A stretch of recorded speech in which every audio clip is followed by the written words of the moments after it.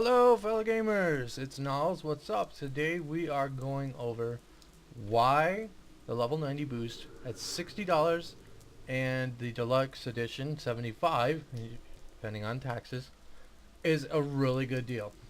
This character right here is my druid. I had him at level 65 before I boosted him. I got rid of my mining, and I grabbed alchemy with him because right now alchemy and jewel crafting are really good professions on my server, and across game wide. And I also grabbed him first aid.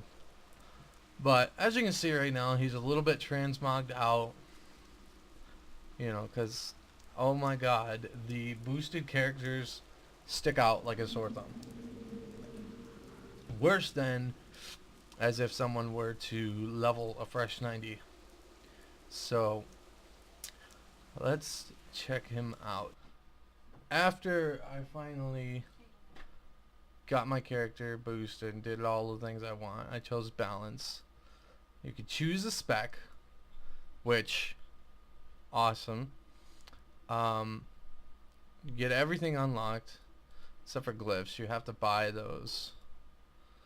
You get 4 Ember Silk bags, which right now on my server are going for roughly about 30 gold. I don't know about your server. And then what you start with is the Spring Rain gear. I have a few pieces left.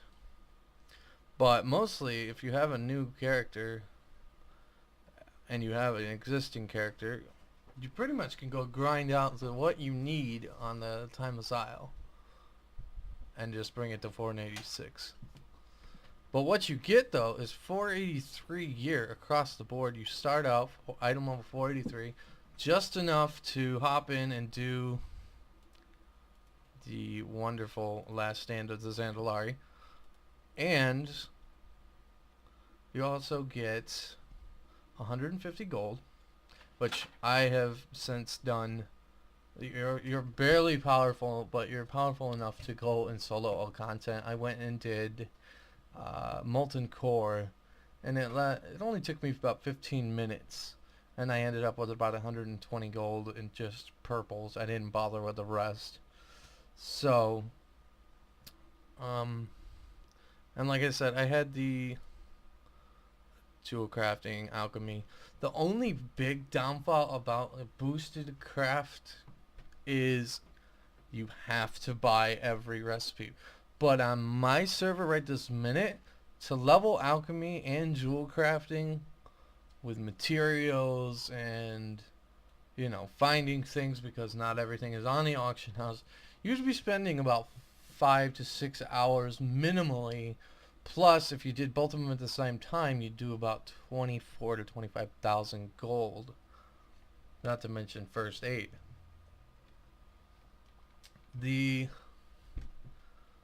But once you get it, it's completely worth it. Because all you have to do, I think I can tear up crafting recipes for about, I want to estimate about 700 gold you spend and you learn everything. And first aid, see, heavy windwool and linen. That tells you how bad the separation is. But as you can see in my bags, I had a bunch of stuff from beforehand. They give it back to you in the mailbox. You get all of your max level skills, which, if anybody who's played for a long time will tell you, all of this for $60. Oh wow. You've got, oh my, let's see. The only thing you're missing is Cloud Serpent riding and Master riding. You get Pandaria flying, you get Azerothian flying, Northrend, oh god, what is it? The Flight Master's license, and everything else with this. And that's on my server, and depending on your status with your home city, it can cost upwards of about 12,000 gold. And being that max level quests nowadays at level, let's go check and see if we can find one.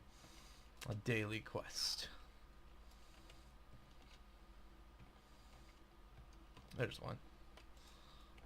This is a challenge mode, so it's a little bit different, but still. This only awards 45 gold, and that's once a day. Usually you only get 19 gold per quest, per daily quest. So saving up just for flying alone is holy cow. And then you get the profession boost if you're 60 or above, which I really recommend that you do 60 or above, because those first 60 levels will teach you roughly what you need to do for your character. I jumped in after not playing this character for I want to say about 2 months, and I was overloaded with spells. I really don't even have my bars set up yet because there's just so much book. There's 5 pages of non-passives. So take those first 60 levels and just go through some basic dungeons, and then spend the $60 to save yourself another at least week of leveling. Because the 85 to 90 range is going to cost you a week of your time minimally, unless you've got some kind of a boost or something, which doesn't happen that often. Or if your friends know where all the items are that can boost you from 85 to 87 or 88 depending on your experience gain. Alright. Remember, dude, skip any blank sections.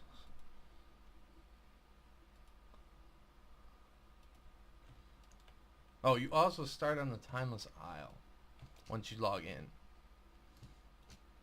which is totally dangerous if you're not a melee class, because everything over there will eat you.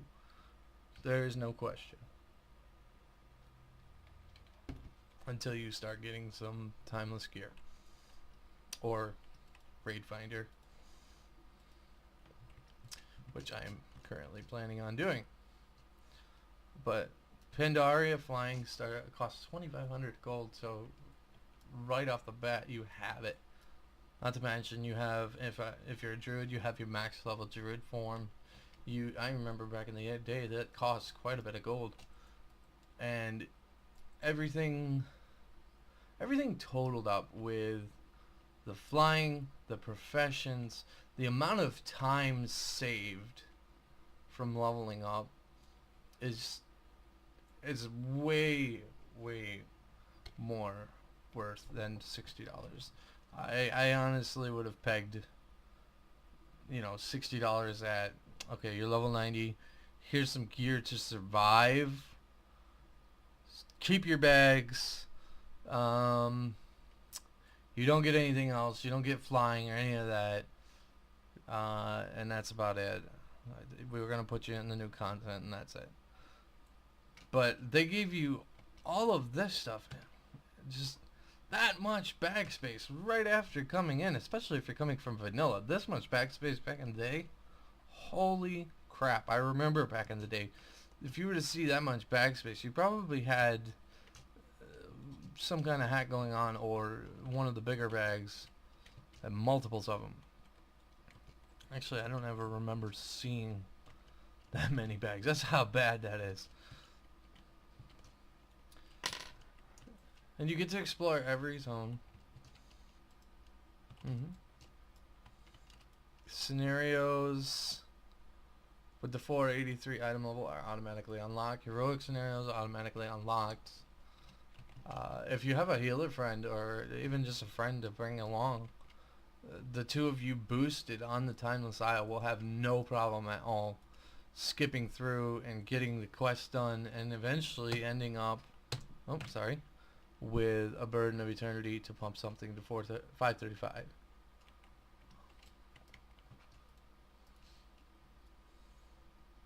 All the zones. a galleon. You can instantly engage all of this. So the rest of us who had to waste hours upon hours upon hours, it's kind of a slap in the face to us, but it's also convenient to us. $60 to save you, I want to say, let's see, 24 hours of the day, 7 times a week. I'd roughly say about 2 weeks if you went and did most of it. Now getting to the 36,000 gold with just the 2 primary professions and the flying itself is ridiculous. On my server, at least. I mean, if you're smart enough and you're on a good enough server where you can get 36,000 gold by the time you hit level 60, congratulations to you. But, yeah. See? Let's see. Let's check him out. See, he's level 89, or 7 right now.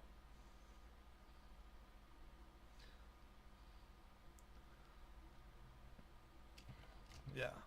So, barely able to take down content. And yeah, I'm guaranteeing you he has at least probably another day or 2 of leveling. So, bottom line though, 60, excuse me, bottom line $60 for all of this. Just a fantastic price. I honestly, I was really skeptical about it because I thought $60 was a bit much. It probably would have helped if Blizzard would have said, okay, this is everything you get. Veterans would have said, okay, people who have played through Pandaria would have said, okay, hell yeah, that is one heck of a cheap price to pay for all of that. Vanilla people, BC Wrath possibly would have seen it, but more or less they would have said, oh, well, what's so great about that? But for the work you have to do, it's honestly not that much. You go through, if you don't have any luck on the Timeless Isle, I will tell you right now, Raid Finder is a little bit ridiculous. There are so many people who are just coming back or trying out a class that they have no clue about, which I really wish they would have introduced the Proving Ground requirement in this setting, or this patch, whatever. It would have helped out a lot because I went through, where did I go through? Not on this character, on my main, I went through the Halls of Flesh Shaping, yeah. And it took us 8 total different groups. I think there was me, my friend, and one other person who stayed in the Raid Finder the entire time. My gold repair bill ended up being over 400 gold. Maybe a little bit more.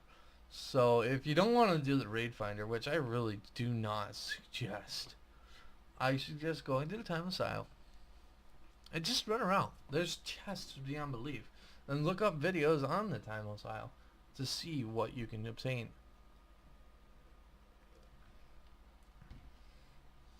Anyways, I guess that's it for now. And game on, friends.